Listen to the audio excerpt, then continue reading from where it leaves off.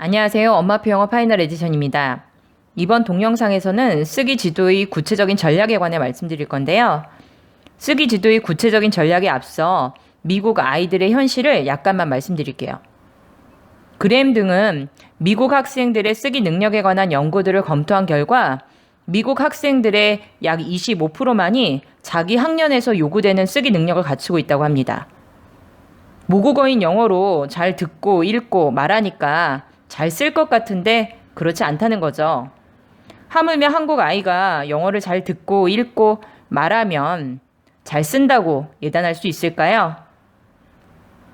그러니까요, 어머니께서는 아이의 쓰기 능력을 향상시키기 위해서 별도의 공을 들이셔야 돼요. 자, 그럼 동영상 시작하도록 하겠습니다. 그림책 읽기 지도를 위해서 읽기 전략을 알아보았듯이 이번에는 쓰기 지도를 위해서 쓰기 전략을 알아볼 거예요. 앞서 언급된 IS가 제시하는 쓰기 전략을 뼈대로 삼고요. 여기에 미국의 쓰기 지도 전문가들의 주장을 살로 붙일 거예요. 더 나아가서 초등 고학년 학생들이 읽는 챕터북에 쓰기 전략들을 적용해서 어머니의 이해와 적용을 돕고자 합니다. 영어 쓰기 지도를 안내해줄 적절한 한국의 단행본 서적들은 제 노력의 부족인지 아직 접하지 못했습니다. 미국 교육부 IS 지침서는 아이들의 쓰기 능력을 향상시키기 위해서 5가지의 방법론을 제시하고 있어요. 첫째는 아이들에게 날마다 쓸 시간을 확보해 주는 거예요. 두 번째는 아이들에게 작문을 하는 과정에 대해서 지도하는 거고요. 세 번째는 다양한 목적의 글쓰기를 지도하는 거예요. 그리고 네 번째는 아이들이 수기와 자판으로 글을 쓰는데 능숙하도록 지도하는 것과 문장 구성법을 지도하는 거예요. 5번째는 아이들이 쓰기 공동체에 참여하도록 하기입니다. 자, 각 항목에 대해서 구체적으로 알아보도록 하겠습니다. 쓰기 분야의 권위자인 바커는 자신이 하버드에서 학생들에게 쓰기를 지도하던 시절에 그의 동료들과 작가를 위해서 가장 유용한 도구는 함바가지의 접착제고 또 사용하는 방법은 의자에 접착제를 바른 뒤에 그 위에 앉는 거라는 농담을 했다고 합니다. 아이가 글을 잘 쓰도록 하기 위해서는 접착제까지는 아니라도 아이가 책상에 앉아서 글쓰기만을 할 수 있는 시간을 만들어줘야 된다는 거예요. 아마 모든 어머니들이 아이가 쓰기를 많이 연습하도록 하고 싶으실 거예요.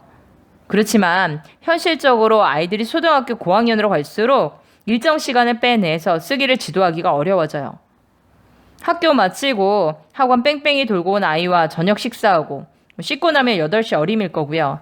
학교 숙제 챙겨주면서 학교에서 있었던 일들을 대화하면 잘 시간이 돼요. 몇몇 어머니들께서는 아이 학원 숙제 시킨다고 밤 늦게까지 끼고 계실 수도 있고요. 그렇지만요, 쓰는 시간을 마련해 주는 것을 포기하지 마셔야 돼요. 쓰는 시간을 마련해 줌으로써 여러 가지 이점들을 얻을 수 있습니다. 우선 학교에서 수업받은 내용을 글로 표현하는 경우에 학습 내용을 보다 다양한 측면에서 더 많이 생각하게 돼요. 그래서 수업 내용을 보다 더 깊이 이해할 수 있게 되고 보다 수월하게 암기할 수 있게 됩니다. 둘째는 아이가 점차 논술이나 서술식 시험들에 직면하게 될 거예요. 아이에게 영어를 가르치는 어머니의 목적은 아이를 국내외용 전천후 인재로 양성하는 것일 거예요. 유학을 염두에 두고 계실 수도 있고요. 토플 시험의 경우에는 쓰기가 25%의 비중을 가지고 있습니다. 대학원 진학을 위한 GRE 시험의 경우에도 쓰기 부분의 중요성이 증가하고 있고요. 더불어서 해외 대학이나 대학원 진학을 위해서는 자기소개서 또는 목표 진술서를 써야 돼요. 유학을 고려하지 않으신다고 해도 외국계 회사 취업을 위해서는 자기소개서와 경력 진술서를 써야 돼요. 이 경우에는 외국계 회사는 한국처럼 표 채워 넣는 방식을 사용하고 있지 않습니다. 커버레터와 경력 진술서를 서술식으로 작성해야 되거든요. 그 내용은 채용 담당자의 관심을 끌어내서 면접 일정을 잡도록 설득하는 것이어야 돼요. 면접에 가면 면접관은 커버레터와 경력 진술서를 가지고 면접을 진행하니까 쓰기 능력에 대한 평가는 이중으로 이루어진다고 봐야죠. 신입사원으로 면접을 보게 되면 한 회사에 취업하기 위해서 여러 번의 면접을 봐야 하니까 면접 횟수가 증가하게 되고 또 그 횟수만큼 커버레터와 경력 진술서는 계속해서 평가를 받게 되는 셈이에요. 마지막으로 아이가 성장해서 어떤 분야에서건 전문가로 자리매김하려면 글을 쓰는 능력이 있어야 돼요. 문학적인 감수성이 있으면 좋겠지만 그것이 없더라도 근거를 대서 자신의 주장을 피력하고 상대방 또 내지는 독자를 설득하는 능력이 있어야 되기 때문이에요. 그러면 쓰는 시간을 어떻게 마련해 줄까요? 미국에서 석박사 과정생들에게 교수님들이 추천하는 쓰기 지침서들이 있습니다. 몇 개 열거하면 실비아가 쓴 How to Write a Lot, 그리고 바커가 쓴 Writing Your Dissertation in 15 Minutes a Day 등이 있습니다. 상기 서적들은 지면에서 이런저런 다양한 이야기들을 하고 있지만 한 가지 공통점이 있어요. 어떻게 하면 쓰기를 위해서 하루 일정 시간을 만들어내냐는 문제예요. 쓰기가 학위를 받기 위해서 가장 중요한 활동임에도 불구하고 많은 대학원생들이 쓸 시간을 만들어내기가 어렵다는 불평을 하기 때문이에요.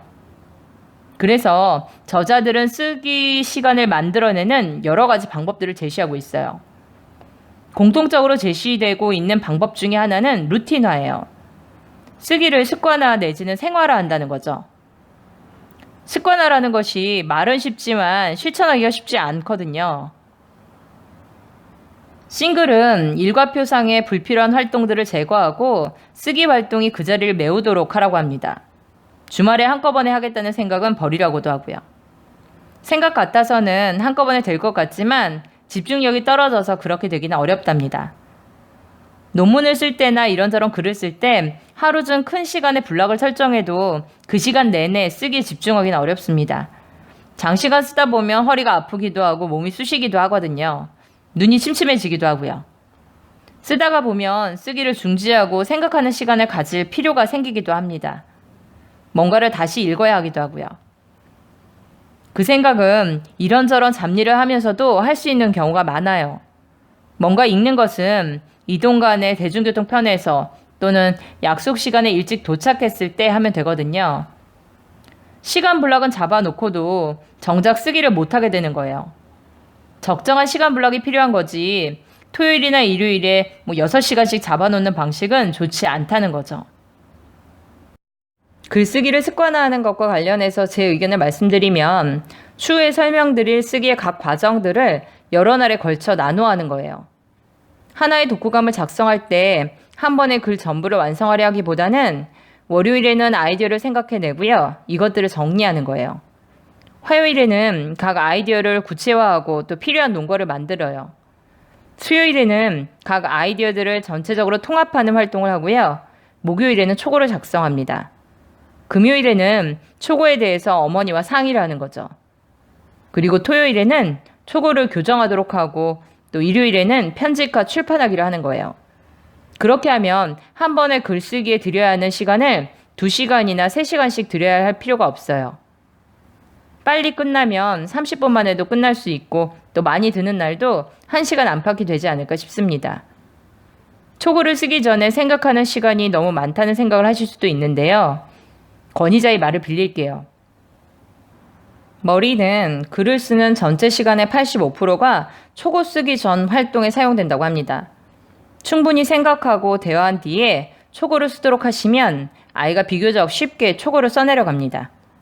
다음 동영상에서는 작문을 하는 과정과 이를 지도하는 방법에 대해서 알아보도록 하겠습니다.